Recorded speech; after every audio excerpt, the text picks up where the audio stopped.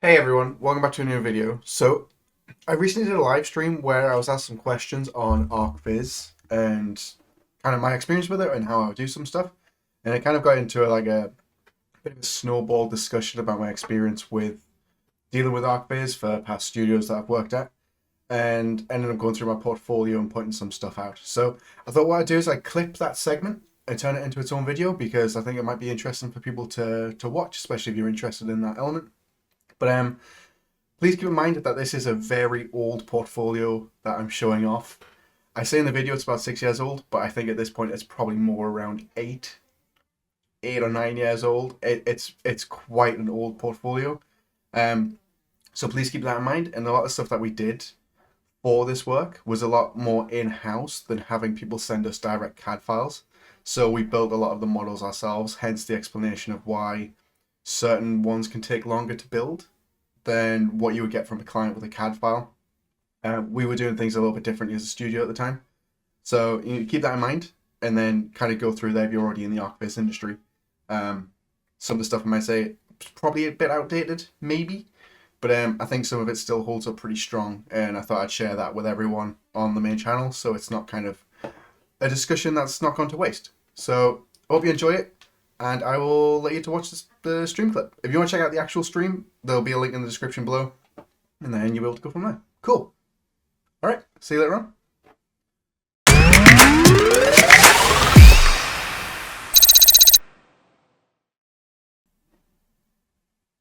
But yeah, you can just get a texture of roof tiles and just put that on, and then just model the edge of it. So I just go from there. Need to work on my game, but I need to do this as well. I get that. So it's like 2 templates with a subdivided plugin. And the project I got was a mess today. It took me the whole day to get most of the blueprints working in. See, that shouldn't be on you to get the blueprints working. It should be on the client. They should have a build that's up and running and then they just send you what works. Unless it's because they broke it and then they need you to fix it. Yeah. But Ricardo, you just gotta, like, if I can find something, I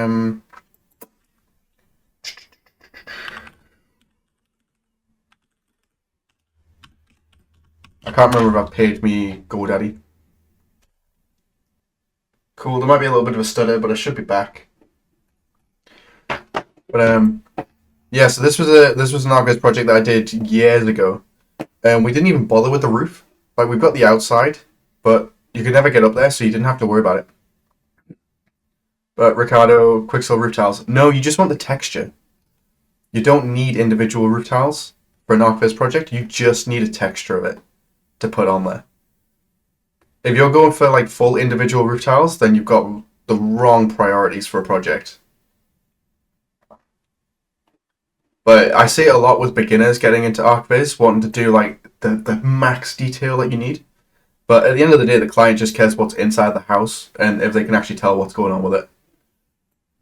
Like when you look at massive projects, like Archviz projects through Epic, they've been done for portfolios, basically. They've had like 6 months put into it to then build it up.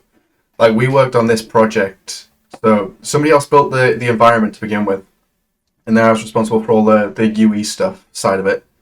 But this project was like 6 months long because the client just kept changing walls and moving things around, and they wanted like updated stuff, which is why it looks like kind of low poly in some areas, like the bushes and that, but then not detailed in others, is because it was such a rolling environment that we didn't have time to like solidify specific things. So you just got to keep that in mind as well, that things do change in Archviz. Walls move and projects change. So going over the top on detail for stuff like that is just way too much. Like this one. This one was pretty good because we had full control over it. So we built the whole environment, or one of the guys did, Victor. He built it and I brought it into Unreal. Hey guys, just jumping in really quickly. So I messaged Victor, who I mentioned here, about working on the yacht while editing the video. And he mentioned that the yacht itself was actually a purchased model, which I think by the time the end of the project, we had both heavily modified to work with Unreal Engine. and then modified a lot of the base geometry for the mesh as well, which is why it was missing some of the top parts. But it still stands up for the fact that when I get to it in the conversation, is we didn't need all of that detail originally. It was just kind of a showcase piece to show off what we were doing with the model. But I just wanted to drop that in here and make that clear that the model was purchased for the yacht. However, the Up Lodges one was completely custom, which Victor worked on and then I worked on partway through. So we pretty much worked together to modify all the models that we needed to do for the projects and the clients. But in this case, the yacht itself was a part purchase model, and then we both heavily modified it. So just thought I'd clear that up, just in case somebody mentions it, and just full transparency as well. So yeah, cool. All right, back to it. Where we could then walk around it in VR. So it's a case of just prioritizing where the detail is. Like, you look at the detail on top of the boat, it doesn't even have glass in the roof because you just didn't look up. You didn't need to, and it didn't care if there was no glass there. So all the detail was on the back of the boat and then on the interior furniture. So you kind of focus the detail of where the eye's going to go, and then you can use it a lot easier. This should play. There we go.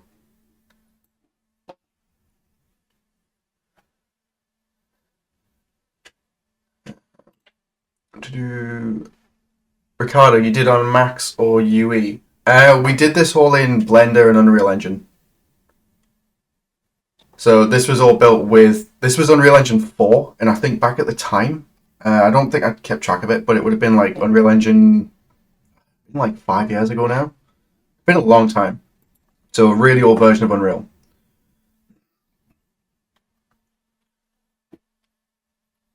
But yeah, you just, like, if you look in here, there isn't even shadows on the bottom of the boat, like underneath here. There's no bolts on these racks.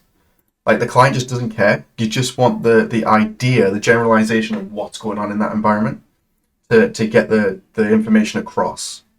Just because time schedules are so tight. So you just got to keep that in mind when you're doing it as well. Like, we had the nighttime stuff because they wanted to see lighting. So we did a big focus on the lighting at the time. I think this was running on a an RTX 10 something? RTX 1080 or something like that. So it was a long time ago. Like, the machine was struggling with it. But yeah, like, even like this bit here, so this panel behind these marble things to change the colors, that was just a texture. That's a normal map, and then this was just baked into it. So that doesn't open, you can't get in there. But it was just like a little, this is what we've got, and then what you can do with it. So you say 3 to 6 months, it's okay for a project. No, it's gonna entirely depend on the client. We had some clients that would approach us being like, we need this done in 2 weeks. Like, this is the CAD model we've got. We've brought it out of Rhino, and then we want this in Unreal Engine so we can walk around it with textures in like 2 weeks. Because after that 2 weeks, it's going to change, and they only need it for like a split-second demo. But the problem is now, with Arch-Viz, most companies are doing it in-house. They pick some poor sod who doesn't know how to use Unreal Engine, and then they just make them do it. Like, I do tutoring sessions through Patreon and all that kind of stuff, and then a lot of it is pretty much helping Arch-Viz people do their stuff. They've just been given a random job. Or Arch-Viz students is a common one as well. So now they're now trying to get into it. Ricardo, 2 weeks. This didn't take 2 weeks. This took a lot longer because we built the model ourselves. But if you're working with a client, they should ideally have the CAD or Rhino stuff set up, so you can then bring that into Unreal Engine faster, and then you just have to set up the environments. But yeah, 50% money before start. Yeah, depending on the size of the project, it could be either 25% or 50%, and then 25%. It depends on your schedule and how you line it up. Every client's going to be different. But you typically want at least half up front. Unless it's a really big project and you can do like 25%, and then you can do it based on milestones. But in most cases, time is just not available. So like here, if you look at the top, the roof retracts back, and we don't have any information on the inside of the roof. So when you press it, it just kind of slides back into the mesh, because we didn't have to go that far into the detail of like what's in there. Like, you don't have to deal with hydraulics or like rubber seals or anything like that. But it also depends on the client and everything else. Like, you just can't do it. This was all done in VR. So this was done on a HTC Vive.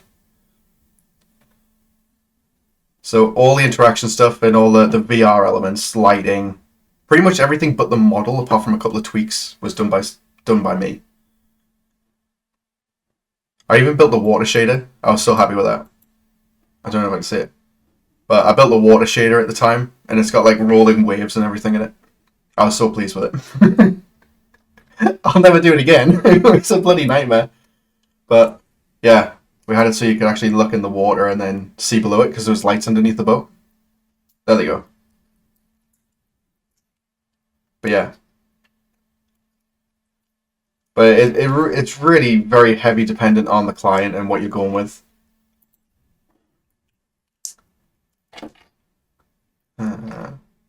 This one I built in a week.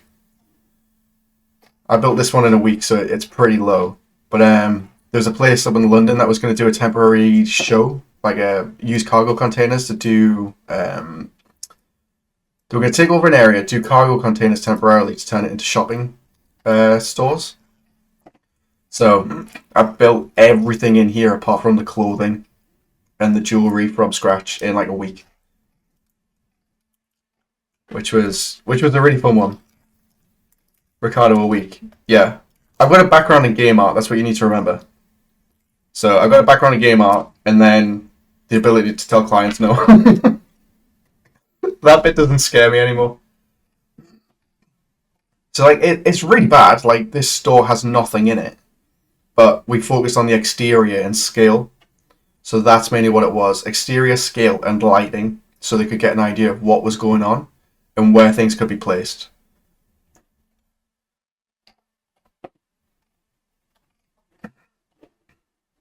But yeah, it's like the lights are bad. Like, the whole thing is not that great. But when you take into account like how long it took to build, it's pretty good. I built this one. I was really pleased with this one. I love this one. I built this so I was working for One Polygon at the time. So this is pretty much my One Polygon portfolio. So out of uni, I got a job here. And this one we got approached by Plymouth University to rebuild a geology department. So I had to build this whole thing. Everything you see in here, I built, apart from these meshes on the side, which are photogrammetry scans. I think I built the entire room in 2 weeks. I think it was 2 weeks plus the modeling, and then we had a bit longer so I could do all the blueprints and coding for it. So it's got videos, overlays, baked lighting was all in there. It's in Plymouth, but it's a skyline from London. So it's a London high-res skyline, just so we didn't have to model anything outside of the window. So it's just a picture.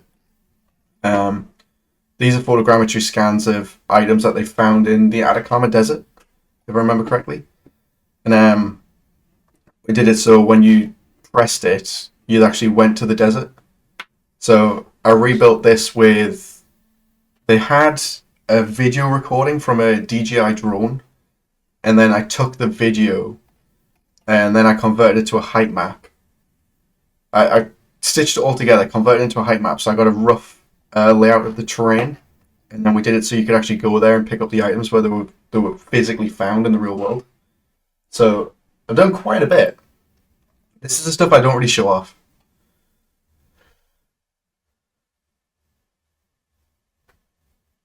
So I give you just the planes for a department or house. What's a reasonable time? I couldn't tell you without seeing it. Like, everything's going to be different. It's going to be on the square footage as well. It's going to be on square footage. It's going to be on the detail of props, detail of models in there, how detailed the client wants it to be. Like, I can't really give you that information, to be fair. It's going to be entirely on your skill set.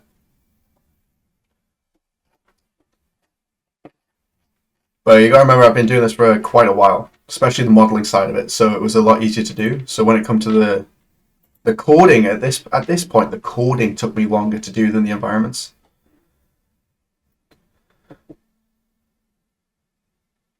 But it's okay, 6 months. Again, some clients might not like that. 6 months is a long time, and a lot of things change in 6 months.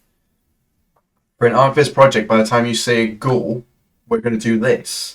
By the time it comes to 6 months down the line, they might find out that specific support structures don't work, and then they go from there. So they change all the walls, and then by the time you give them the project, it's completely wrong, and that the architect has basically redesigned the whole thing. So the only time that's really good to get a solid model from an architect is once all the plans have been finalized. And even then, they might not need them because they can just do 2D renders. We had a big challenge getting companies to, like large Arch-Viz companies, to want to change over because they were kind of stuck in their old ways, but also the timings that we could give them wasn't fast enough for what they needed. Like this stuff really isn't easy at all, and that's part of the challenge. Is unless you're inside of that company, that Arch-Viz house, and you know exactly what's going on through daily meetings, it's going to be really difficult for you to keep up with it. But because they think it's easy, yeah, it's shocking how many people think this is really easy to do. And they just see it, and then they go, okay, we need this in like a couple of weeks, or if you're lucky, a couple of months. But it's going to entirely depend on you and what you can get done. Also, performance of the hardware. So if the client doesn't take into account hardware, you've got to make sure it runs on their stuff. You've got to make sure that their budget accounts for in-house hardware, such as VR headsets, computers that can render it. Just because they're using NVIDIA graphics cards for Arch-Viz doesn't mean it runs well in VR. Like different drivers do different things. So you've got to keep that in mind as well.